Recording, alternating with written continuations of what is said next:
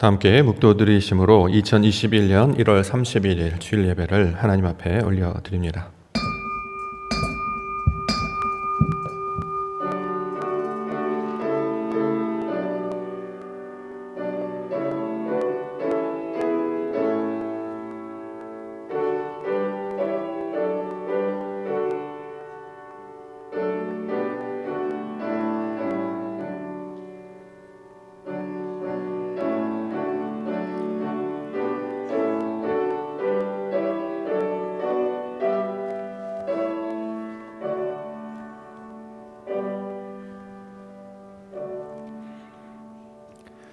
하늘의 하나님 여호와께서 나를 내 아버지의 집과 내 고향 땅에서 떠나게 하시고 내게 말씀하시며 내게 맹세하여 이르시기를 이 땅을 내 씨에게 주리라 하셨으니 그가 그 사자를 너보다 앞서 보내실지라 내가 거기서 내 아들을 위하여 아내를 택할지니라. 아멘.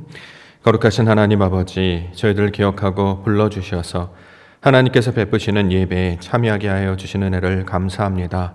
오늘도 하나님이 주신 성령의 기쁨과 진리의 양식으로 우리의 줄이고 가난 영혼을 채워주시옵소서. 세상이 알 수 없는 찬 기쁨과 감격을 이 시간을 통해서 맛보게 하시고 하나님께서 주신 소망으로 힘을 얻는 은혜의 시간이 되게 하여 주시옵소서. 진리로 예배하고 사랑하며 열매 맺는 교회가 되게 하여 주시기를 간절히 바라고 원하올 때에 우리 구주 예수 그리스도의 이름으로 간절히 기도 올려옵나이다. 아멘. 교독문 함께 교독하겠습니다. 시편 8편 말씀입니다. 교독문 5번 시편 8편 한 절씩 교독하겠습니다. 여호와 우리 주여, 주의 이름이 온 땅에 어찌 그리 아름다운지요. 주의 대적으로 말미암아 어린 아이들과 젖먹이들의 입으로 권능을 세우시며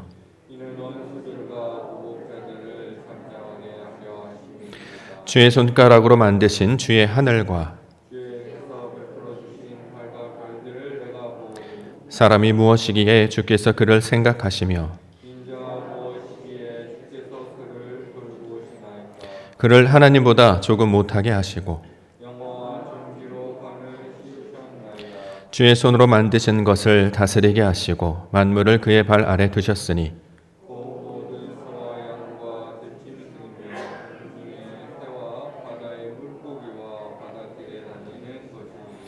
여호와 우리 주여, 주의 이름이 온 땅에 어찌 그리 아름다운지요. 아멘. 사도신경으로 신앙 고백하겠습니다. 전능하사 천지를 만드신 하나님 아버지를 내가 믿사오며 그 외아들 우리 주 예수 그리스도를 믿사오니 이는 성령으로 잉태하사 동정녀 마리아에게 나시고 본디오 빌라도에게 고난을 받으사 십자가에 못 박혀 죽으시고 장사한 지 사흘 만에 죽은 자 가운데서 다시 살아나시며 하늘에 오르사 전능하신 하나님 우편에 앉아 계시다가 저리로서 산자와 죽은 자를 심판하러 오시리라. 성령을 믿사오며 거룩한 공회와 성도가 서로 교통하는 것과 죄를 사하여 주시는 것과 몸이 다시 사는 것과 영원히 사는 것을 믿사옵나이다. 아멘. 이 시간 우리를 대표해서 김지훈 안수 집사님께서 기도 인도하시겠습니다. 기도하시겠습니다. 세상의 어떠한 것보다 주님을 찾는 자를 사랑하시는 주님, 이 자리를 사모하여 나온 저희들을 사랑하여 주시고 주님께 예배드리는 이 시간을 저희들에게 베풀어 주심에 감사합니다. 신령과 진리로 우리의 모든 것을 다 드려 이 예배 가운데 임재하시는 주님을 찾고 만나며 그 말씀을 듣고자 하오니 주님 이 예배를 받아주시고 주님의 은혜가 가득한 예배가 되게 하여 주시옵소서. 세상이 코로나 전염병으로 인하여 만나는 것을 조심하고 많은 사람들이 힘들어하며 아파하는 가운데 주님의 뜻을 세우시고 주님을 아는 많은 자들에게 주님의 뜻을 알게 하사 주님을 찾도록 하여 주시옵소서. 세상 가운데 빛과 소금이 되게 하사 승리하며 살아가게 하여 주시옵소서. 저희 교회를 이 자리에 세워주시고 주님의 말씀을 전하는 교회 되게 하여 주심에 감사합니다.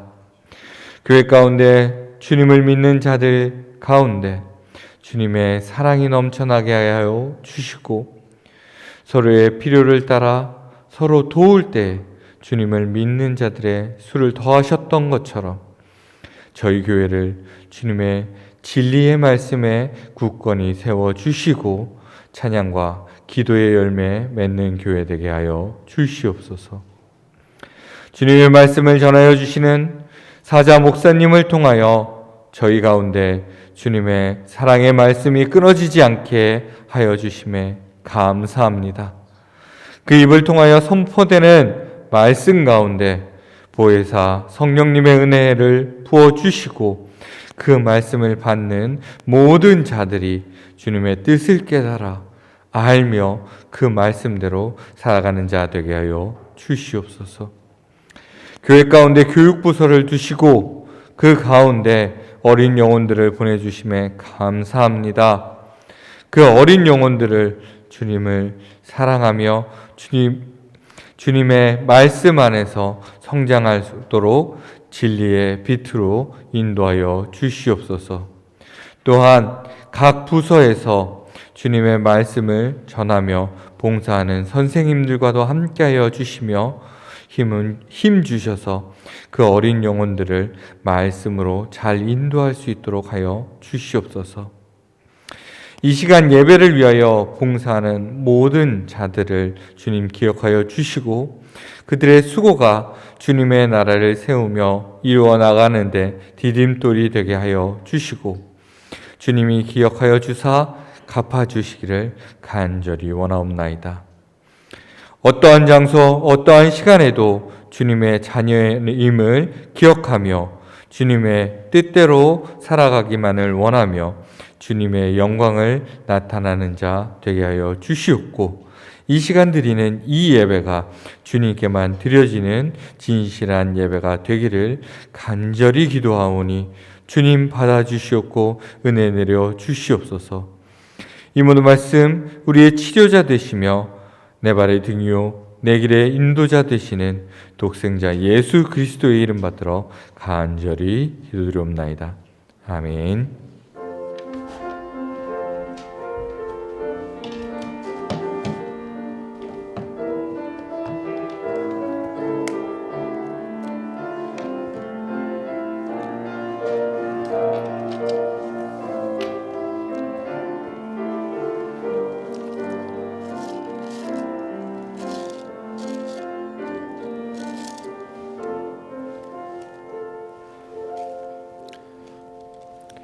하나님 말씀 창세기 24장입니다.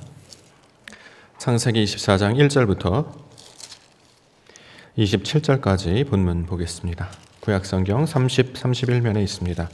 창세기 24장 1절부터 27절까지 본문 제가 봉독하겠습니다.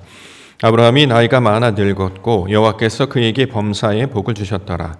아브라함이 자기 집 모든 소유를 맡은 늙은 종에게 이르되 청하건대 내 허벅지 밑에 내 손을 넣어라. 내가 너에게 하늘의 하나님 땅의 하나님이신 여호와를 가리켜 맹세하게 하노니 너는 내가 거주하는 이 지방 가나안 족속의 딸 중에서 내 아들을 위하여 아내를 택하지 말고 내 고향 내 족속에게로 가서 내 아들 이삭을 위하여 아내를 택하라. 종이 이르되 여자가 나를 따라 이 땅으로 오려고 하지 아니하거든 내가 주인의 아들을 주인이 나오신 땅으로 인도하여 돌아가리이까. 아브라함이 그에게 이르되 내 아들을 그리로 데리고 돌아가지 아니하도록 하라. 하늘의 하나님 여호와께서 나를 내 아버지의 집과 내 고향 땅에서 떠나게 하시고 내게 말씀하시며 내게 맹세하여 이르시기를 이 땅을 내 씨에게 주리라 하셨으니 그가 그 사자를 너보다 앞서 보내실지라. 내가 거기서 내 아들을 위하여 아내를 택할지니라. 만일 여자가 너를 따라오려고 하지 아니하면 나의 이 맹세가 너와 상관이 없나니 오직 내 아들을 데리고 그리로 가지 말지니라. 그 종이 이에 그의 주인 아브라함의 허벅지 아래에 손을 넣고 이 일에 대하여 그에게 맹세하였더라. 이에 종이 그 주인의 낙타 중 10匹를 끌고 떠났는데 곧 그의 주인의 모든 좋은 것을 가지고 떠나 메소보다미아로 가서 나홀의 성에 이르러 그 낙타를 성박 우물 곁에 꿀렸으니 저녁 때라 여인들이 물을 기르러 나올 때였더라. 그가 이르되 우리 주인 아브라함의 하나님 여호와여 원하건대 오늘 나에게 순조롭게 만나게 하사 내 주인 아브라함에게 은혜를 베푸시옵소서. 성중 사람의 딸들이 물기러 나오겠사오니 내가 우물 곁에 서 있다가 한 소녀에게 이르기를 청하건대 너는 물동이를 기울여 나로 마시게 하라 하리니 그의 대답이 마시라 내가 당신의 낙타에게도 마시게 하리라 하면 그는 주께서 주의 종 이삭을 위하여 정하신 자라 이로 말미암아 주께서 내 주인에게 은혜 베푸심을 내가 알겠나이다.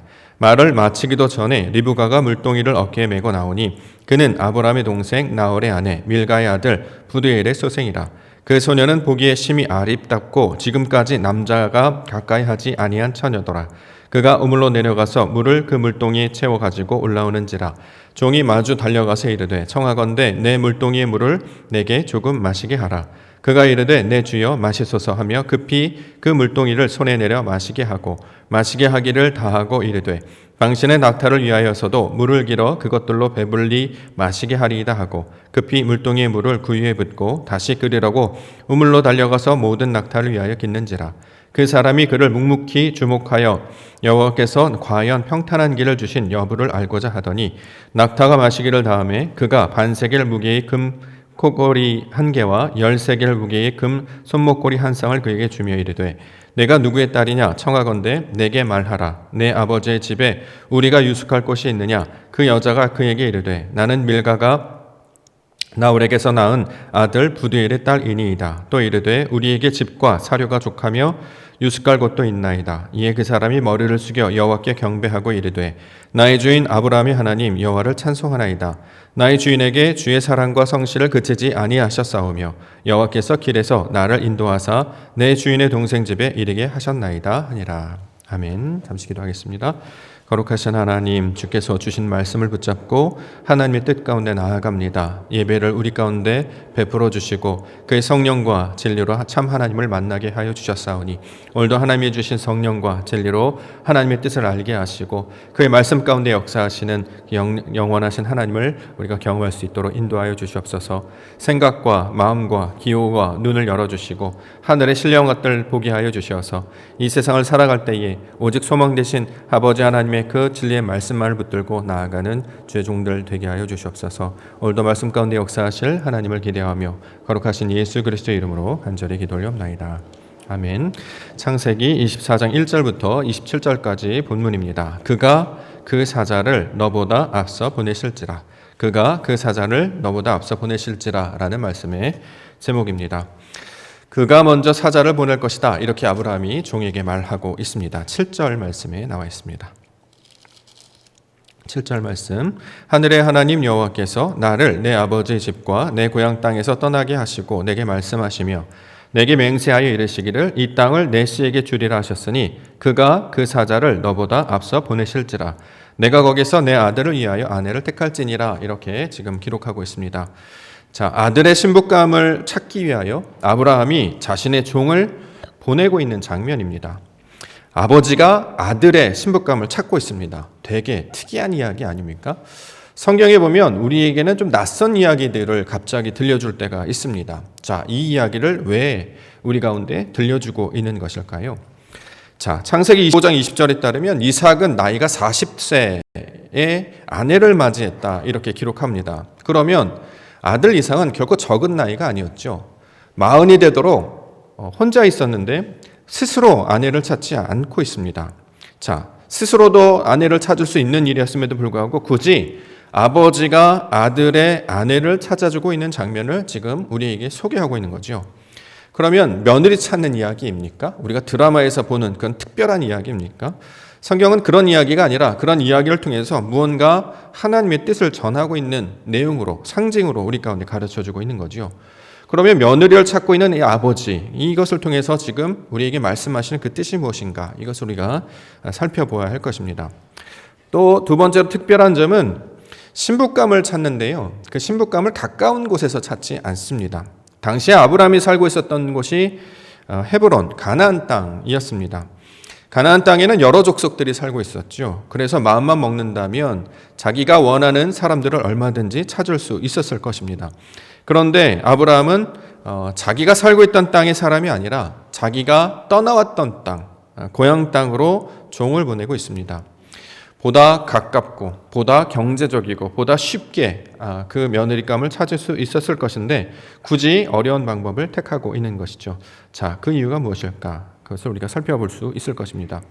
또 하나 특별한 점은 본인이 직접 나서는 게 아니고요, 종을 보내는 장면이 나옵니다. 자, 평생을 함께할 가족 식구를 맞이하는 겁니다. 그러면 본인이 가든지 또는 아들이 가든지 가족들을 보내야 되지 않겠습니까? 그런데 모든 것을 내어 맡겼던 종을 보내어서 이 결정을 내리게 됩니다. 실제로 모든 권한을 다 맡기게 하고요, 그를 통해서 아내를 택하라 이렇게 말씀하고 있기도 합니다. 자, 자신의 아내, 자신의 며느리, 자신의 가족이 될 사람을 가족이 아닌 자기의 밑에 있던 종에게 모든 권한을 맡겨서 당신이 선택한 사람을 우리가 맞이하겠다라고 지금 보여주고 있는 것이죠. 자, 어떻게 이렇게 할 수 있는 것인가? 자, 아브라함은 그 단서로 이렇게 고백합니다. 그가 그 사자를 너보다 앞서 보내실 것이다. 자, 이것이 종을 보내는 아브라함의 고백이었습니다. 이 이야기를 통해서 지금 말씀하고자 하는 것은 아브라함이 어떻게 믿음의 사람이 되었는가를 보여주시는 장면으로 우리 가운데 설명하고 있는 것이죠. 아브라함은 원래 어떤 사람이었냐면 자신의 경험과 방식대로 하나님의 말씀을 들었던 사람이었습니다. 하나님이 복에 대해서 말씀하셨죠. 내가 너의 큰 상급이다. 내가 너의 기업이다. 이렇게 했더니 그것을 어떻게 이해하냐면 자신의 방식대로 아들 주려고 하시네. 아들 주세요. 이렇게 하나님의 말씀을 자기 방식대로 이해했던 사람이었습니다. 자, 아들에 관한 이야기를 하셨죠. 네 자손을 주겠다 이렇게 얘기했더니 그러면 하나님께서 아들을 준다고 했으니까 자신의 방식대로 아들을 취할 수 있겠네라고 해서 약속의 말씀을 기다린 것이 아니라 하갈이라고 하는 여인, 그 몸종을 통해서 아들 이스마엘을 얻었던 거죠. 자, 하나님께서 주신 말씀을 어떻게 나타나는 걸 본 사람이 아니라 아들 주시겠다고 했네. 그럼 내가 아들을 취해야지. 자신의 방식대로 그 약속의 말씀을 붙들었던 사람입니다. 지난주에 우리가 22장 살펴봤죠. 모리아산에서 번제 이야기 하셨습니다. 자, 거기 안에 번제 제물이 없었어요. 그랬더니 어떻게 합니까? 하나님이 주실 것을 기대하고 기다리는 것이 아니라 자신이 생각했던 거로 자기가 가장 중요하게 여겼던 아들마저도 서심없이 내어 바치려고 했던 사람. 자, 이 사람이 바로 아브라함이었던 사람이죠. 그런데 오늘 본문을 통해서 그 아브라함이 달라졌습니다. 하나님께서 들려주신 말씀을 자신의 방식대로 감당하는 것이 아니라 하나님이 하실 거야 라고 고백하면서 종을 아내를 얻는 것에 지금 보내고 있는 것이죠. 그가 그 사자를 너보다 앞서 보내실지라. 이것이 아브라함의 고백이었습니다. 다른 말로 이야기한다면 이거죠. 여호와 이레, 이 뜻이 되겠죠. 하나님이 하실 거야. 하나님이 나타나실 거야. 이제 내 방식대로 하지 않겠어. 하나님께서 말씀하셨다면 그가 그 말씀을 이루실 것이기 때문에 그걸 내가 보고 싶고 그것을 통해서 이 아내를 얻게 하는 것이다. 말씀하고 있는 것이다. 라는 것입니다. 자, 이제 하나님이 하실 말씀을 듣는 자는 이제 그것을 바라는 자가 될 뿐만 아니라 실제의 삶에서 그 방식들을 구현해내는 사람으로 변화되었습니다. 이전엔 그 하나님의 말씀을 자신의 방식대로 감당하려고 했다면 이제 하나님이 하실 걸 기대하고 그것을 바라보는 자가 되었다라는 거죠. 자, 이것을 성경에서는 믿음이 되었다, 진리가 되었다, 다른 말로는 아버지가 되었다라고 표현하기까지 합니다. 우리에게 들려주신 약속의 말씀이 있었다면 그것은 우리도 뭘 하라고 주신 말씀이 아니고 하나님께서 하실 일을 기대하고 소망하고 바라보아서 하나님이 하시는 것이 맞군요라는 것을 고백하게 하시는 하나님의 증거가 된다라는 거지요. 자, 이것을 통해서 좀 설명하시는 것이 신앙이 어떤 것인가를 우리가 보여주고 있습니다. 우리가 수십 년 동안 지금 신앙하고 있잖아요. 신앙한다는 게 무엇일까?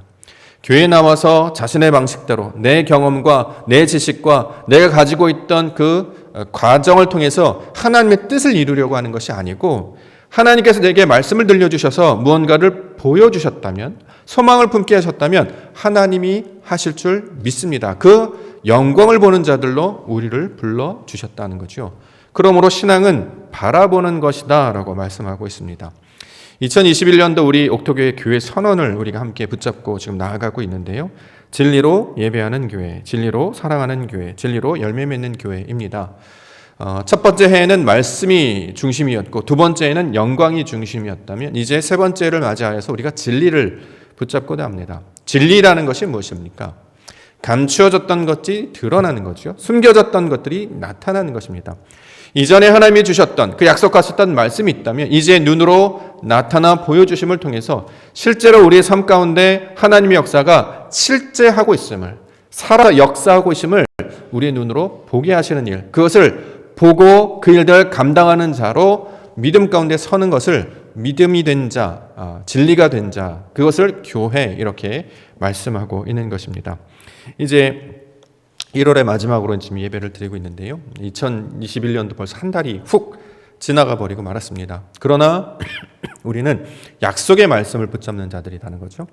이전에는 우리 스스로 무언가를 감당하려고 했다면 이제는 하나님이 주신 말씀을 우리 가운데 주셨기 때문에 그 말씀이 우리 삶 가운데 어떻게 나타나는지를 우리의 삶 가운데 구현의 냄을 통해서 그 하나님의 영광을 맛보시는 우리 믿음의 한 해가 되기를 소망합니다. 그것을 진리로 예배한다고 하죠. 허황된 말로 하는 게 아니에요. 구호로 하는 게 아니고 우리의 열심, 결의, 다짐이 아니라 하나님이 하시겠구나. 과연 그것이 무엇인가? 약속을 붙잡고 있는 자들은 그것이 하나님이 하시는 일이고 당장의 눈에 나타나지 않더라도 하나님 결국에 마침내 큰 일을 이루실 것이다. 우리 가운데 보게 해 주실 줄 믿습니다. 자, 이것을 사도행전에서는 증인 이렇게 부르고 있거든요. 그 실제의 약속의 말씀이 우리 삶 가운데 열매를 맺음으로 말미암아 그 열매를 드려지는 우리 진리의 백성과 교회가 되시기를 주님의 이름으로 간절히 축원합니다. 자, 본문을 통해서 살펴보고자 하는데요. 아브라함이 바로 변화된 자로 지금 설명하고 있는 것이죠. 하나님의 말씀을 더 이상 자신의 방식대로 감당하는 것이 아니라 하나님이 원하시는 방식대로 감당하려고 합니다. 그 특징을 가장 먼저 뭐라고 설명하고 있냐면 아브라함이 나이가 많아 늙었다 이렇게 표현하고 있습니다. 1절 보겠습니다. 창세기 24장 1절 말씀입니다. 읽겠습니다. 아브라함이 나이가 많아 늙었고 여호와께서 그에게 범사에 복을 주셨더라 이렇게 기록하고 있습니다. 자, 아브라함이 나이가 많아 늙었습니다. 이걸 모르는 사람이 있을까요? 나이가 많다는 건 모두가 다 알고 있었죠. 왜냐하면 아들 이삭을 낳은 게 이미 100세 때잖아요. 이미 나이가 꽤 들어있는 상태에서 아이를 낳았기 때문에 그는 이미 나이가 많은 사람입니다. 근데 나이가 많은 사람한테 나이가 많아 늙었다라고 표현하는 것은 그럼 어떤 의미를 가지고 있는가? 자, 이것은 노쇠하였다 이런 뜻이 아니고요. 성경에서 말하는 나이가 많아 늙었다라고 하는 것은 하나님의 역사와 증거를 가진 자가 되었다. 다시 말해 하나님께서 하시는 일을 많이 경험한 자가 되었기 때문에 그가 지혜로운 자가 되었다라는 의미로 사용하는 말입니다. 우리 세상에서 싫어하는 말이잖아요. 나이 많아 보여, 늙어 보여, 싫어하잖아요. 근데 성경에서는 이게 좋은 의미로 쓰인다고요. 나이가 많다는 건 늙었다는 건 무슨 뜻이냐면 노쇠했다 이게 아니라 하나님께서 하신 일을 많이 겪으셨군요. 하나님께서 한 일을 많이 바라보셨군요. 라는 뜻이 나이가 많다라는 거죠. 그래서 구약에서는 이 나이가 많은 자들을 가리켜서 뭐라고 하냐면 지혜자 이렇게 부릅니다. 왜 지혜자가 되면 경험이 있기 때문에 그래요. 어떤 경험이냐면 자신의 뜻으로 하는 게 아니라 하나님께서 보여주실 영광을 목격한 자들의 의미를 가지고 있습니다. 욥기서 12장 12절 말씀에 따르면 늙은 자에게는 지혜가 있고 장수하는 자에게는 명철이 있다. 이렇게 이야기합니다. 실제로 나이가 든다는 것, 늙는다는 것을 우리가 어떻게 알 수 있을까요? 우리가 뭐 이렇게 겉모양이 이제 노쇠해지는 이런 걸 말하는 게 아니라 성경에서는 나이가 많다는 걸 뭐라고 하냐면 검은색이 흰색으로 변하는 것. 이것을 나이가 많다라는 것 의미도 있지만 이것이 가지고 있는 그 상징적인 의미는 뭐냐면 검은색, 알지 못했던 것에서 아는 것으로 변화되었다라는 상징으로 쓰는 것이 이 머리 색깔이 변하는 걸 말씀하고 있습니다.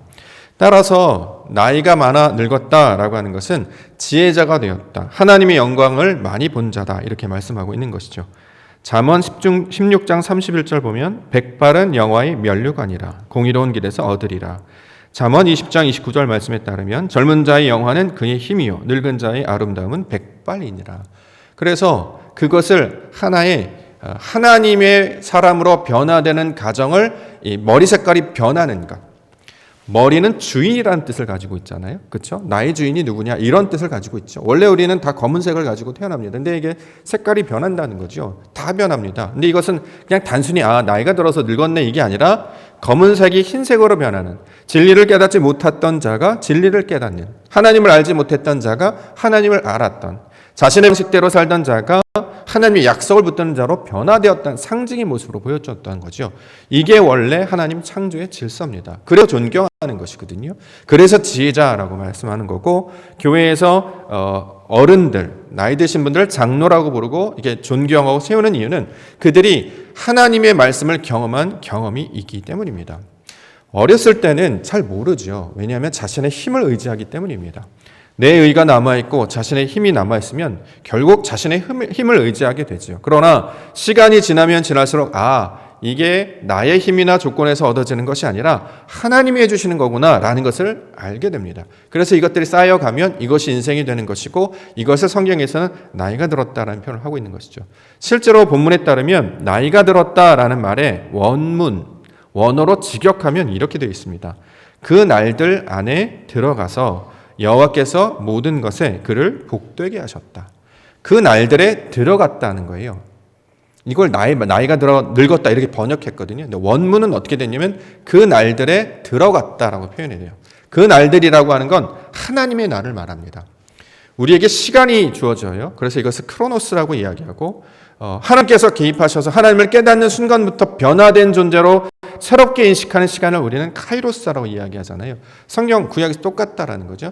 그냥 날들이 있고 하나님 말씀하신 그 날이 있어요. 하나님께서 함께 하심으로 복을 주셔서 하나님이 하시는 것임을 깨닫게 하신 날들이 있다는 거죠. 이제 아브라함이 그 날에 들어가는 자로 세워졌다. 이렇게 이야기하고 있는 것입니다. 실제로 시편 23편에 보면 다윗이 이렇게 고백하고 있죠. 여호와는 나의 목자시니 내가 부족함이 없다. 아브라함의 노년의 때에 기록된 시편이었습니다. 전도서나 잠언도 솔로몬이 나이가 상당히 많이 들었을 때 기록한 글로 설명하고 있습니다. 그 기록을 통해서 깨닫는 것이 무엇이냐? 하나님께서 내게 주신 증거가 많다라는 거죠. 없었던 아들을 얻게 되었습니다. 뿐만 아니라 가지 못했던 땅, 헤브론 땅까지도 이제 갖게 되었습니다.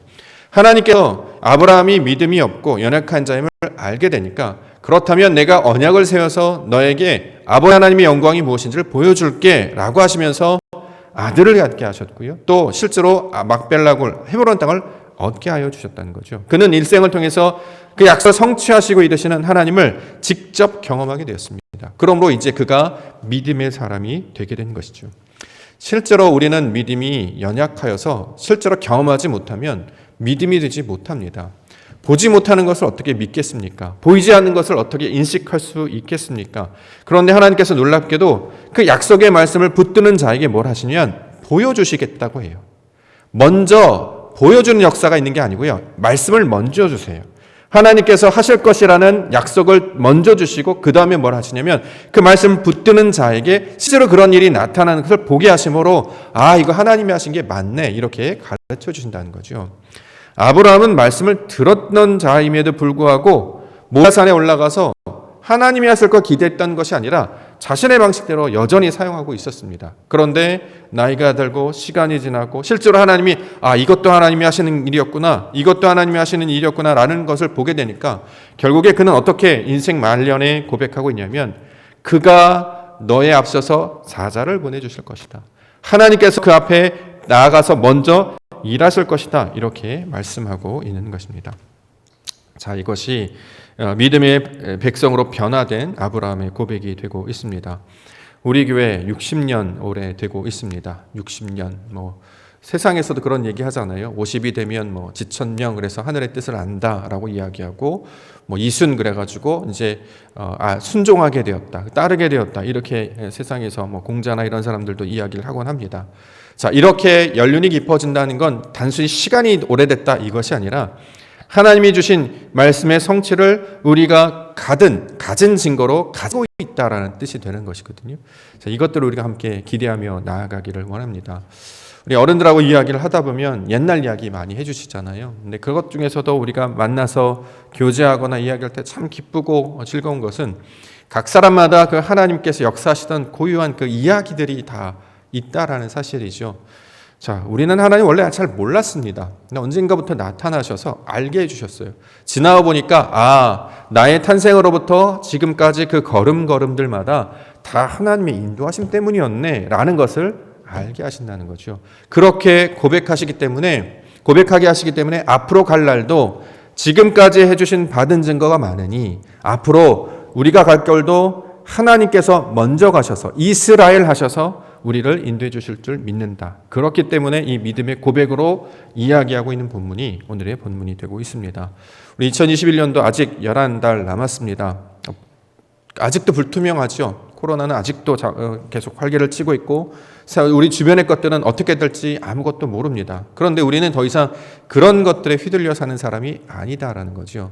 하나님께서 우리를 부르신 것은 세상 가운데 우리가 얼만큼 잘 되고 평안하고 무언가 잘 이룰 것을 말씀하시는 것이 아니라 하나님께서 약속하시는 그 성취의 말씀을 보게 하시는 자들로 우리 불러주셨어요. 그 영광을 보는 자들로 불러주셨습니다. 그래서 말씀을 듣게 하시고 들었다면 정말 그게 되는지를 한번 너희가 경험해봐. 하나님 하신 게 맞네요. 살 가운데 하나님께서 하신 일이 맞습니다. 그는 살아계시고 역사하십니다. 라고 너희가 빛처럼 증거할 수 있게 되지 않겠느냐. 이렇게 말씀하고 있다는 거죠. 원래 우리가 빛이 돼야 될 존재인데 지금은 빛이 되지 않고 사람들에게 짐만 되고 있죠. 그 어느 때보다는 많은 이름이 오르락내리락 하고 있습니다. 그런데 그럴 때일수록 요동하거나 동요하지 않고 우리가 가지고 있는 원래 진리의 말씀, 하나님께서 주신 온전한 말씀을 제대로 감당하지 못할 때 흔드시는 것이거든요. 오히려 말씀 앞에 그 진리 가운데 엎드려 나아갈 때 하나님의 영광을 보게 되는 우리 믿음의 백성들 되게 될 줄 믿습니다. 자, 이것들을 우리가 소망하며 나아가는 성도와 교회가 되기를 원합니다. 두 번째 우리가 궁금한 것은 그러면 하나님께서 이제 아브라함이 믿음이 됐어요. 근데 왜 굳이 밧단 아람으로 보내는 것인가? 여기 본문에 보면 너에게 씨를 주리라 약속하셔서 그 사자를 보내셨다. 거기서 아들을 위하여 아내를 택하라. 그러면 가까운 데서 좀 택할 수 있지 않아요? 하나님께서 영광을 보여주신대요. 그리고 은혜를 보여주신대요. 그러면 그런 것들을 감당할 수 있지 않겠습니까? 그런데 왜 밧단 아람, 고향 땅으로 보내는가 하는 것이냐라는 거죠. 여인을 얻고자 했으면 가나안 땅, 가까워 있는 그 족속들 찾는 것이 맞습니다. 그런데 지금 아브라함은 무엇을 보여주고 있냐면 자신이 처음 하나님의 말씀을 들어서 반응했을 그때를 지금 말씀하고 있다는 거죠. 창세기 12장 4절 말씀에 보면 아브라함이 처음 하나님의 말씀을 들었던 장면을 소개하고 있습니다. 창세기 12장 4절에 이에 아브라함이 여호와의 말씀을 따라갔고 롯도 그와 함께 갔으며 아브라함이 하란을 떠날 때에 75세였더라. 자, 하란을 떠났을 때에 아브라함이 했던 반응의 특징이 있습니다. 왜 떠났습니까? 무엇을 따라갔다고요? 말씀을 따라갔대요. 말씀을 따라가 보신 적이 있습니까? 누군가가 말씀을 하잖아요. 우리가 무언가 정보를 얻잖아요. 근데 그것이 하나님의 말씀인 것을 깨닫고 말씀이기 때문에 내가 나아갔다. 지금 이렇게 고백하고 있다는 거죠. 아브라함이 말씀을 들었음에도 불구하고 중간에 아내를 누이로 속였다거나 아들을 통해서 어떤 사건을 나타나거나 흔들렸던 적, 옛 모습을 보였던 적이 여러 번 있었습니다. 그러나 믿음에 처음에 가장 먼저 반응했을 때 모습이 언제였냐면 말씀에 반응하는 자가 아브라함이었다라는 거죠. 그래서 지금 아브라함은 뭘 찾고 있냐면 말씀에 반응하는 그 모습을 다시 찾기 위하여 이 땅이 아니라 자기가 원래 들었던 그 땅으로 지금 종을 보내고 있는 것입니다. 자신에게 익숙한 것, 자신에게 편한 것, 자신 취할 수 쉬운 것들 다 내버리고 하나님이 하실 걸 기대하면서 그 말씀 반응하는 것이 분명히 있을 것임을 기대하면서 자신을 원래 자신이 말씀을 들었던 처음 땅으로 보내고 있던 것이죠. 요한계시록 2장 4절부터 말씀을 보면요. 그러나 너를 책망할 것이 있나니 너의 처음 사랑을 버렸느니라. 그러므로 어디서 떨어졌는지를 생각하고 회개하여 처음 행위를 가지라. 만일 그러하지 아니하고 회개하지 아니하면 내가 내게 가서 촛대를 그 자리에서 옮기리라. 이렇게 말씀하고 있습니다. 요한계시록에 나오는 에베소 교회의 내용이죠. 자, 이때 처음 사랑을 이야기해요. 처음 사랑은 어떤 사랑을 말하는 것일까요? 처음 사랑. 여기서 말하는 처음 사랑은 다른 것이 아니라 하나님께서 말씀을 들려주신 사건을 지금 이야기하고 있는 거지요. 그것이 사랑의 내용이 되기 때문입니다. 하나님을 알지 못했던 자를 불러주셔서 말씀을 듣게 하시고 딱 그 하란에서 말씀을 따라가라 말씀해 주셨다. 이것을 처음 사랑이라고 지금 이야기하고 있는 것입니다. 그러므로 세상에서는 있을 수 없는 일, 하나님의 말씀을 듣고 반응하여서 일어나는 일이 결국 아브라함의 고백이 되고 있습니다. 그러면 그 말씀을 받았던 자였기 때문에 자신과 똑같은 처지에 있는 자가 하나님이 택하신 자임을 알게 되었다는 거죠. 그래서 어떻게 하느냐? 만약에 거기서 너가 보내심을 받아서 그 말씀을 따라오는 자가 있거든, 그가 바로 하나님의 응답이 될 것이다. 이렇게 이야기하고 있습니다. 자, 나중에 어떤 사람이 그 말씀에 반응하고 있냐면 리브가라고 하는 처녀가 그 말씀에 반응하게 되죠. 우리가 읽지 않았습니다만 57절과 58절에 보면 리브가에 관한 이야기를 하고 있습니다. 그들이 이르되 우리가 소녀를 불러 그에게 물이르라 하고 리브가를 불러 그에게 이르되 네가 이 사람과 함께 가려느냐? 그가 대답하되 가겠나이다. 처음 보는 사람이거든요. 한 번도 경험하지 못했습니다. 게다가 친척 아비 집을 떠나야 되는 상황입니다. 그런데 리브가가 그 말씀을 듣고 내가 가겠습니다. 이렇게 지금 고백하고 있는 것이죠. 말씀을 듣고 이것이 하나님의 뜻임을 기억하여서 말씀을 따라 나아가는 것. 이것이 바로 아브라함이 찾는 신부라고 하는 존재의 모습이고 실제로 반응했던 여인의 모습도 말씀을 따라가겠다라고 했던 자의 모습이 되고 있습니다. 그러면 신앙의 중심의 그 내용이 본질이 무엇이냐? 여호와의 말씀을 붙잡는 것이 신앙의 본질이 되는 거죠. 우리는 현상에 보이는 걸 쫓아가는 사람들이 아닙니다. 눈에 보이는 걸 쫓아가는 게 아니라 하나님이 주신 약속의 말씀을 붙잡고 나아가는 존재로 우리를 불러주셨다는 거죠. 그러면 처음 사랑을 회복하라고 했던 요한계시록 에베소에 관한 말씀은 뭐냐면 너희가 하나님의 말씀을 처음 들었던 순간이 있었지 않느냐. 그 모습으로 우리가 돌아가야 될 것을 이야기하고 있습니다. 우리가 자꾸 이걸 잃어버려요. 우리를 부르신 그 모습이 무엇인지를 자꾸 잃어버린단 말이죠. 신앙생활을 하게 하시고 우리를 불러주신 것은 네 힘으로 나가는 게 아니었다라는 거잖아요. 하나님께서 성도로 만드셨습니다. 목사도 세우셨어요. 권사나 장로로 부르셨고 성도로 세우셨습니다. 뭐 하시겠다는 거죠? 하나님이 하실 걸 보게 하신다는 거잖아요. 하나님께서 하신 걸 보게 하신다면 그 말씀을 붙잡고 있어야 되는 거죠. 그것을 잊지 못하니까 다시 하나님의 말씀을 들려주셨던 그 자리로 돌아가서 아버지 하나님이 말씀하시는 그 말씀 붙잡고 일어서는 자, 이것이 하나님의 응답이 될 것이다라고 말씀하고 있습니다. 제가 이제 지금 우리 교회에 와서 이제 3년 정도 지났는데요. 이제 목회를 하다 보면 제가 처음 사역했던 사역지가 가끔씩 이제 생각날 때가 있습니다. 처음에 이렇게 우리 전도사님도 우리 교회가 이제 첫 사역지가 되겠습니다만 처음 이렇게 만나게 하시는 사역지. 왜냐하면 제 개인적인 이야기겠습니다만 이제 하나님께서 불러주셔서 이제 사역자가 됐다고 생각했습니다. 모든 사람들이 이제 2학년이 되면 이제 사역을 나가거든요. 전도사 사역을 나갑니다. 그러면 저는 당연히 사역지가 예비되어 있을 줄 알았어요. 그래서 이제 전도사 사역을 나가야 되겠구나. 내가 이력서 넣으면 어서 오십시오. 환영합니다. 기다렸습니다. 이렇게 딱 뽑아줄 줄 알았습니다. 그래서 이제 기쁜 마음으로 원서를 준비했는데요. 계속 떨어졌습니다. 엄청 많이 떨어졌어요. 주변에 이제 가까운 교회에서부터 우리 집에서 가까운 교회에서부터 하나씩 이제 냈거든요. 근데 연락도 안 오고 연락이 오더라도 아니다라고 얘기하고 아닌가 보다 하고 몇 번 봤습니다만 아니다라고 얘기했고 4번 정도 계속해서 이제 떨어졌던 기억이 있습니다. 결국 이제 하나님께서 이제 첫 번째 사역했던 교회 이름이 이제 신현교회가 제가 첫 번째 교회인데요. 신현. 그때는 이름만 기억했죠. 신현. 근데 신현이 이제 무슨 뜻이냐면 하나님이 나타나셨다. 제가 이 말씀 여호와께서 나타나실 것이다 이 이야기를 할 때마다 항상 저는 첫 사역지를 늘 기억합니다. 왜 첫 사역지를 기억하냐면 그게 하나님의 또 하나의 증거가 되었기 때문입니다. 전도사 이제 원서를 냈으니까 당연히 붙어줄 줄 알았는데 여기 가도 떨어지고 저기 가도 떨어지고 3번째까지 떨어지고 그러니까 정말 낙심이 되더라고요. 그러면서 이제 학교를 왔다 갔다 하는 서울에 또는 여기 왔다 갔다 하는데 밤에 학교 갔다 돌아오면 이제 십자가가 빨갛게 보이잖아요.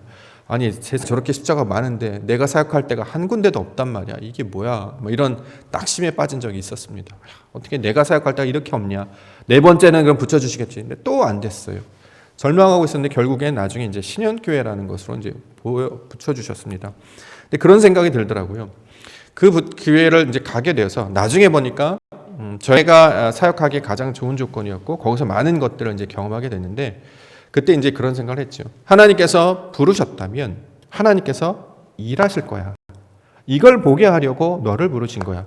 네가 능력이 있거나 자격이 있거나 뭔가 잘해서 부른 게 아니고 그래서 너가 막 해서 그렇게 하나님의 영광을 드러내는 것이 아니라 너는 아무것도 못할 거야. 그런데 하나님이 하시는 걸 봐. 그게 얼마나 놀라운지를 봐. 이걸 보게 하시는 교회가 바로 신현교회였습니다. 그래서 사역을 하다가 목회 생활하다가 뭔가 이렇게 막 낙심이 찾아오거나 뭔가 마음이 무너질 때가 있으면 첫 번째 부르셨던 교회를 늘 생각을 해요. 그 상황에서도 내게 약속했던 말을 내가 이루라고 하지 않았느냐라고 주셨던 이름이 하필 신현이라는 이름이었어요. 하나님 나타나시겠다. 근데 정말 가서 보니까 그런 일들을 보게 하셨고 맛보게 해 주셨습니다. 우리 성도 여러분들에게 있어서 그렇게 하나님께서 말씀하신 것들을 보게 하시는 곳, 그런 장소 있으십니까? 아브라함은 베델과 같은 장소가 바로 밧단아람과 같은 곳이었죠. 여호와께서 말씀을 주셨어요. 가라, 내가 너에게 복을 주겠다. 내가 너와 함께 할 것이다. 내가 너에게 보여줄 것이다. 그 말씀을 듣게 하신 그 장소, 아마 그곳이 옥토교회가 되지 않은가 싶습니다. 그러면 우리가 교회로 다시 돌아오는 이유는, 예배하는 이유는 다른 것이 아닙니다. 너에게 말씀으로 약속했지 않았느냐. 내가 나타날 거야. 여호와 이래. 그러므로 그것들을 찾고 구하고 두드리게 될 때 너희는 만나게 될 것이다. 이 약속의 증거로 우리 가운데 들려주고 있는 것이죠. 옥토는 무슨 뜻입니까? 좋은 땅이라는 뜻이죠. 말씀의 땅이라는 뜻입니다. 또 진리라는 뜻을 가지고 있습니다. 이것들을 맛보게 하시고 깨닫게 해 주실 줄 믿습니다. 그래서 2021년도 주제가 진리라고 이야기하는 것은 이전에 허황된 생각만 가지고 있던 그런 신앙에서 벗어나서 실제로 나의 삶에서도 하나님의 영광을 맛보게 해 주시옵소서. 내가 이제는 사람의 방법으로 하지 아니하고 하나님의 방법으로 하겠습니다. 가까운 것, 익숙한 것, 쉬운 것을 감당하지 않고 하나님의 영광을 위해서 내가 나아가겠습니다. 이것들을 고백하는 시간들이 되기를 원합니다. 그래서 2021년도를 우리가 던져 나아간다면 하나님이 그것 가운데 그 놀라운 믿음의 역사를 보여주실 줄 믿습니다. 어떤 모양이 될지는 모르겠지요. 그러나 기대합니다. 왜요? 약속했기 때문입니다. 우리에게 불러주셨고 인도해 주셨기 때문입니다. 그러면 분명히 그 영광을 나타내 주실 줄 믿습니다. 그 약속을 붙들고 나아가기를 원합니다. 그 약속의 증거로 만나게 해주시는 사람을 지금 누구라고 소개하냐면 본문에는 리브가를 소개하고 있습니다. 12절 말씀 보겠습니다. 12절 그가 이르되 우리 주인 아브라함의 하나님 여호와여 원하건대 오늘 나에게 순조롭게 만나게 하사 내 주인 아브라함에게 은혜를 베푸시옵소서. 자, 아브라함이 보냈던 종은 지금 자신의 뜻대로 여인을 구하는 것이 아니라 자신 보낸 주인의 뜻대로 그것을 구하고 있습니다. 그러면 주인의 뜻은 무엇입니까? 자, 아들 이삭이거든요. 이게 가장 좋은 신부감은 누가 되어야 될까요? 어떤 조건들이 있지 않을까요? 키가 큰다거나 뭐 이런다 조건들이 있을 수 있지 않을까요? 근데 그 얘기를 하는 게 아니에요. 뭐냐면 은혜를 베풀어 달라. 여기 본문에 따르면 은혜를 베풀어 달라 이렇게 얘기해요. 여기서 말하는 은혜는 헤세드라는 단어거든요. 긍휼 보게 하여 주시옵소서. 무엇인지는 모르겠습니다. 그런데 하나님께서 하시는 일을 통해서 이게 바로 하나님의 은혜구나라는 것을 보게 하여 주시옵소서. 지금 이렇게 고백하고 있다라는 거죠. 하나님이 하시는 일이군요. 이걸 보게 해달라는 거예요. 내 생각으로 뭐 어떤 조건이나 어떤 모양이나 어떤 것 뭐 이렇게 했으면 좋겠습니다. 저렇게 했으면 이게 아니라 은혜가 무엇인지를 깨닫게 하신다면 그것이 바로 하나님이 하시는 일이 될 것입니다라고 지금 인식하고 있는 것입니다. 그래서 자신이 알만한 방법으로 이 종은 어떤 한 조건을 만듭니다. 그 조건이 뭐냐면 여기 14절에 나와 있습니다.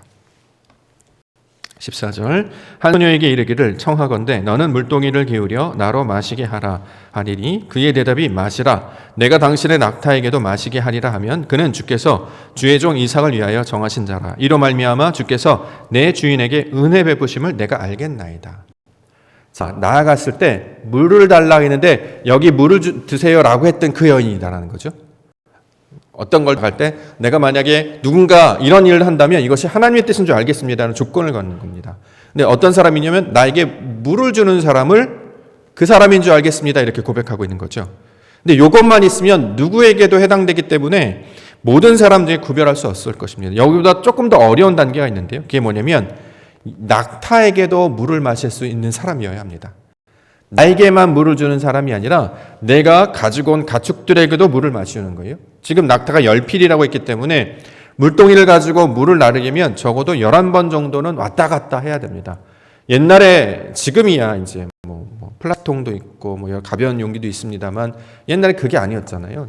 돌로 만든 거잖아요. 물동이라고 하면 돌로 만든 거기 때문에 물보다도 항아리죠. 우리가 따르면 항아리 그 자체가 무거워요. 그렇지 않습니까? 근데 그것을 한 사람에게 마시는 게 아니라 그와 함께했던 낙타에게도 마실 수 있는 사람. 이게 무슨 뜻이냐면 사실 사람이 하긴 좀 어려운 일이죠. 게다가 여인들이 이것을 감당하기는 되게 쉽지 않은 미션입니다.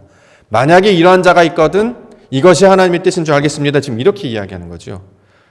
일반적인 생각을 할 때는 조금 벅찬 이 조건이 되고 있습니다. 그런데 거기에 그 말을 끝나자마자 누가 등장하냐면 리브가가 등장하고 있습니다. 15절. 말 마치기도 전에 리브가가 물동이를 어깨에 메고 나오니 그는 아브라함의 동생 나홀의 아내 밀가의 아들 부대의 수생이다. 이렇게 이야기했습니다. 자, 말이 마치자마자 나타나는 사람 바로 리브가였음을 설명하고 있습니다. 실제로 리브가가 그 역할을 감당하고 있는 것이죠. 그랬더니 뭐라고 설명하느냐? 그 소녀가 보기에 심히 아름다웠다 이렇게 얘기하고 있습니다. 16절. 그 소녀는 보기에 심히 아리답고 지금까지 남자가 가까이 하지 아니한 처녀더라. 그가 우물로 내려가서 물을 그 물동이에 채워가지고 올라오는지라. 자, 그 소녀는 보기에 심히 아리답다 이렇게 설명하고 있습니다. 자, 아리답다라고 하는 것이 무슨 뜻일까요? 이전에 우리 결혼식 할 때 이 말씀 한번 전한 적이 있는데요. 여기서 말하는 아리답다라고 하는 것은 우리 눈에 보기에 예쁘다 이런 뜻이 아닙니다. 여기서 아리답다라는 것은 토부라는 말을 쓰고 있는데요. 보시기에 심히 좋았다. 하나님께서 보시기에 아름답다. 우리가 옥토, 좋은 땅 할 때 좋다라는 말을 쓸 때 토부라는 말을 쓰거든요. 여기서 말하는 그 단어를 사용하고 있습니다. 무슨 뜻이냐면 외모적으로, 외적으로 아름다운 여인을 말하는 게 아니에요. 뭐 말하느냐? 여기서 보기에 심히 아리답다라고 하는 것은 하나님의 계획하심에 맞는 사람을 가리킬 때 아름답다 이렇게 사용한다는 거죠. 실제로 아름답다라고 했던 표현을 썼던 사람이 사라 있었습니다. 사라는 아름답다, 예쁜 사람이었던 것 같아요. 근데 리브는 예쁘다라는 말을 하지 않고 아리답다, 토부, 선한 자다 이렇게 얘기하고 있습니다. 즉 하나님 보시기에 맞고 합당한 자다라는 거죠.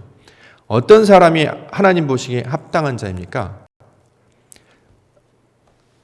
아브라함이 보낸 그 종과 낙타에게 물동이를 11번 정도는 나를 수 있어야 하나님 보시기에 아름답다는 거죠. 예. 예쁜 사람이 그 할 수 있을까요? 힘도 없고 여리여리한 사람 못해요. 힘도 세고 물동이 다 10번을 막 왔다 갔다 이 정도는 해야 된다는 거죠. 뭐냐면 사람에게 물을 마시기 위해서 성실함을 감당하는 것을 가리키고 있습니다. 이건 물을 건네주다 이런 뜻이기 때문에 진리의 그것을 위해 성실히 이것을 감당한 자임을 설명하고 있는 상징의 모습이기도 한데요. 사람의 눈에 보시기에 좋은 것이 아니라 하나님이 말씀하시는 그 뜻에 합당한 것을 가리킬 때 아름답다 이렇게 말씀하고 있는 것이죠. 그래서 리브가는 그에 딱 맞는 사람임을 지금 말씀하고 있습니다. 하나님이 말씀하시는 그 말씀에 따라서 말씀을 쫓아 움직이는 자. 그런데 그 결과로 어떤 사람을 만나냐면 사람에게 최선을 다하고 성실하게 대해서 물을 마시는 자로 그 말씀에 반응하는 자. 결국에는 그 종의 말을 따라서 따라오는 자가 리브가였음을 지금 설명하고 있는 본문입니다. 단순히 어떤 며느리감을 구하기 위한 내용이 아니고요. 아브라함이 이제 믿음의 사람으로 변화되어서 자신의 신앙 가운데 자신의 방식을 사용하지 않고 하나님의 뜻을 따라 그것을 내어맡기고 실제로 그 내어맡김 속에서 역사하시는 하나님을 경험을 통해서 그 신부를 얻게 되었다. 그 여인을 얻게 되었다라는 과정으로 설명하고 있는 거죠. 우리 가운데 적용을 해보면 우리가 신앙생활을 하지 않습니까? 믿음 생활을 합니다. 그럼 믿음을 가졌다면 삶 가운데도 그런 일을 우리가 기대하고 꿈꿔야 된다는 거죠. 내 방식으로 하는 게 아니고 하나님이 하실 걸 믿습니다 라는 것을 가지고 그것들 기다리며 나아갑니다. 그래서 이제 일전에 그런 얘기 말씀드렸잖아요. 우리 전도사님이나 우리 지휘자님 우리 교회 오실 때 딴 때보다 굉장히 시간이 많이 걸렸습니다. 중간중간에 여러 사람 지원하시는 분들이 있었거든요. 근데 저는 이제 그런 사람 기대했어요. 이제 뽑는 조건에 전도사님 이제 뽑는 조건에 뭘 했냐면 말씀을 잘 가르쳐 주실 수 있는 분을 찾습니다. 자, 이렇게 공지를 올렸습니다. 그러니까 보통 보면 이제 전도사 사역할 때 뭐 위치가 어디인지, 규모가 어떻게 되는지, 또 조건이 어떻게 되는지 이런 거 많이 보거든요. 사람인지라. 아무래도 그렇지 않겠습니까? 뭐 사역하는데 좀 가까웠으면 좋겠고, 교회가 조금 더 뭐 큰 곳이면 좋겠고, 뭔가 뭐 조건이 좋았으면 좋겠죠. 근데 말씀을 잘 가르쳐 줄 수 있는 분을 찾습니다. 라고 이런 분을 이렇게 기다리고 있었는데 실제로 많은 분들이 있었습니다만 결국에 저는 그 말씀을 잘 가르치는 자가 되고 싶습니다. 라고 썼던 유일한 분이 지금 함께 하시고 있는 전도사님이셨습니다. 지인자님 우리 교회한테 초청할 때도 여러분들 지원하셨죠. 근데 우리 교회 이야기를 하고 하나님 이야기 계속 들려주셨어요. 그래서 제가 어떤 지휘하시는 분이나 반주하시는 분은 기술적으로 뛰어난 분을 찾고 있는 게 아닙니다. 왜냐하면 지휘나 반주가 아니라 예배하는 자를 찾고 있습니다. 지휘로 예배하고 반주로 예배하는 자를 찾고 있습니다. 그래서 기술적으로 뛰어난 자가 아니라 하나님을 아는 자, 그 말씀에 반응하는 자를 찾고 있습니다. 근데 그래서 오시는 분들이 지금 우리와 함께 있는 분들이 되거든요. 이런 것들을 보면서 실제로 시간은 조금 걸립니다만 이런 것들을 하나님께서 하시는구나. 그러면 제가 뽑은 것이 아니고 우리가 뽑은 것이 아니고 하나님께서 해주셨구나, 이런 고백이 나오게 되지 않겠습니까? 이런 것과 마찬가지겠죠. 일상을 우리가 감당해 나아갈 때 우리가 무언가를 계획했다면 이것을 내 방식과 내 습관과 내 경험을 통해서 이루어지는 것이 아니라 하나님의 뜻이 무엇일까를 찾고 그것 가운데 순종하며 나아가면 우리를 어떤 고백을 하게 하냐면 하나님이 하셨구나, 아버지께서 만들어주셨구나, 자, 이것들을 보게 하신다는 거죠. 자, 이제 신앙생활을 하면서 우리가 항상 추구해야 될 게 그거 아니겠습니까? 하나님 막연하잖아요. 눈에 안 보이지 않습니까? 근데 그 하나님을 경험해 본 적도 없고 내가 느껴본 적도 없고 삶 가운데 이걸 누려본 적도 없으면서 신앙한다고 할 수 있을까요? 평생을 예배하고 말씀을 잡고 살아가는데 난 삶 가운데 그런 걸 경험해 본 적이 없는데, 이런다면 우리가 온전히 알 수는 없을 것입니다. 그런데 하나님 약속의 말씀을 주셔서 삶 가운데 이것들을 증거하게 하신다는 거죠. 그래서 깨어있도록 만드시는 것입니다. 하나님이 하실 일을 보았다면 그의 약속의 말씀을 듣고 그의 방법을 따라 나아가면 그 영광을 따라 그가 일하실 일을 보게 하실 것이다. 자, 그것들 우리가 함께 꿈꾸며 나아갈 때 이것이 바로 하나님의 나라와 교회의 모습이 될 줄 믿습니다. 우리가 이런 일이 생길 줄 몰랐잖아요. 말씀만 듣는 예배 시간이 될 줄 몰랐습니다. 모여서 예배하는 것도 쉽지 않고 찬양하는 것도 쉽지 않고요. 오직 말씀만을 붙잡도록 하나님께서 이렇게 과정을 만들어 주셨어요. 그러면 우리 각자에게 주시는 것, 그것이 무엇인지 우리는 붙잡고 나아가야 될 것이다라는 거죠. 2021년도 우리에게 그 말씀을 허락해 주신 줄 믿습니다. 진리로 실제로 예배하는 자 되게 하여 주시기를 원합니다. 그리고 그 하나님께서 진리로 사랑하는 교회가 되게 하셨다면 그 말씀에 반응하였던 그 첫사랑의 믿음들이 회복되는 시간들이 되기를 원합니다. 그래서 이제 삶 가운데 어떤 일을 감당할 때 내가 익숙한 것, 내게 쉬운 것, 내가 할 만한 것, 그게 아니라 하나님이 하실 수 있도록 내 모든 환경을 내어드리고 그 역사를 함께 믿음으로 기다리며 바라보는 우리 믿음의 과정들이 되기를 소망합니다. 그렇게 2021년도 믿음으로 말미암아 진리로 말미암아 열매 맺는 우리 성도와 우리 믿음의 교회가 되시기를 주님의 이름으로 간절히 축원드립니다. 기도하겠습니다. 거룩한 하나님, 진리의 말씀을 통하여서 우리 가운데 여러 가지 역사들을 보여주셨습니다. 살아계신 하나님, 우리와 함께 하시는 하나님, 그 영광의 증거들로 보게 하여 주셨습니다.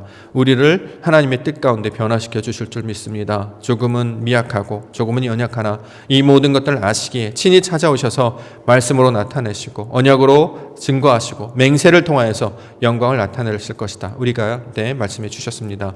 그 여호와 이레를 우리가 함께 꿈꾸며 나아갑니다. 하나님이 하실 줄 믿습니다. 그 영광을 기대하게 하여 주시옵소서. 우리 가운데 실제하게 하시며 우리의 믿음의 고백도 더 이상 사람의 수고와 노력이 아닌 하나님의 방법대로 이루어짐을 보게 하여 주심으로 하나님의 나라가 이 땅 가운데 이루어짐을 함께 보며 증거하는 주의 백성들과 교회가 되게 하여 주시옵소서. 거룩하신 예수 그리스도의 이름으로 간절히 기도 올려옵나이다. 아멘.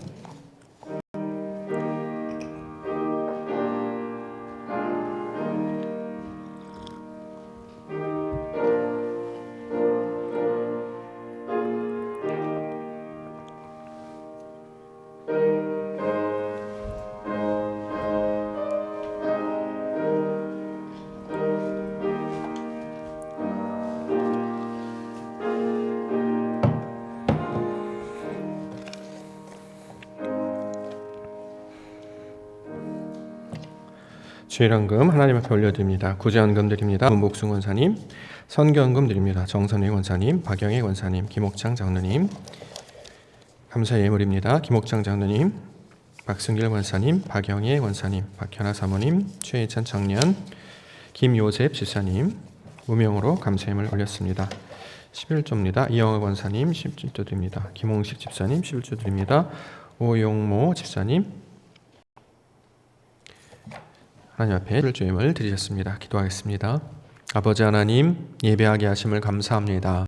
이 시간을 통하여서 말씀을 듣게 하시고 하나님의 이름을 듣게 하시며 그 속에서 역사하시는 하나님의 섭리와 진리들을 듣게 해주셨습니다. 이 들음으로 말미암아 믿음이 더욱 자라게 하여 주시옵소서. 믿음이 더욱 커짐으로 말미암아 하나님을 알게 하여 주시옵소서. 그리하여서 진리로 예배하게 하시고 참 하나님을 깨닫게 하여 주심으로 이 땅 가운데 역사하시는 하나님과 동행하며 나아가는 믿음의 백성들 되게 하여 주시옵소서. 세상의 방법과 나의 방법을 따르지 아니하고 오직 하나님의 주신 약속의 말씀을 붙들고 그것을 소망하며 인내하며 기다리는 자 되기를 원합니다. 우리로 보게 하여 주셨사오니 그 약속의 말씀을 듣게 하시고 그 약속의 증거를 깊게 붙잡음을 통하여서 하나님 역사하실 그날을 함께 꿈꾸며 소망하며 나아갈 수 있는 믿음의 교회와 백성들 되게 하여 주시옵소서. 각종 예물로 헌금으로 주님 앞에 올려드립니다. 하나님의 영광이 이 예물 통해서 나타나게 하시고 드리는 손길 가운데 아버지 하나님이 주시는 깊은 감격과 기쁨이 넘칠 수 있도록 은혜를 더하여 주시옵소서. 감사드리오며 거룩하신 예수님의 이름으로 기도 올려옵나이다. 아멘. 네. 앞뒤 주의 성도님과 함께 샬롬으로 인사드리겠습니다. 샬롬. 네, 광고 말씀드리겠습니다. 방역 지침을 준수하셔서 예배에 참여하시기를 바라겠습니다. 교육 내 모임은 휴회하겠습니다. 2021년 교회 달력과 유럽이 나와 있습니다. 가실 때 안 받으신 분들은 가져가셨으면 되겠습니다. 예배 봉사위원들은 요한함을 참조하셔서 감당해 주시기를 바라겠습니다. 네, 정기상회는 다음 주로 연기하겠습니다. 임명인 장로님께서 모임 편찮으셔서 오늘 예배 참석하지 못하셨습니다. 이상으로 광고 말씀 마치겠습니다. 기도하겠습니다. 거룩하신 하나님, 오늘도 주 앞에 나와 예배하게 하여 주셨사오니 그 영광이 우리 안에 깊이 새겨지게 하시고 오늘도 주신 약속의 말씀을 붙들고 살아가는 믿음의 백성들 되어지게 하여 주시옵소서. 이제는 우리 구주 예수 그리스도의 은혜와 하나님 아버지의 무한하신 사랑하심과 성령 하나님의 교통하심이 주께서 허락하신 말씀을 붙잡고 믿음으로 살기를 다짐하는 모든 심령들 머리 위에 이 교회 위에 지금으로부터 영원토록 함께 있을지어다. 아멘.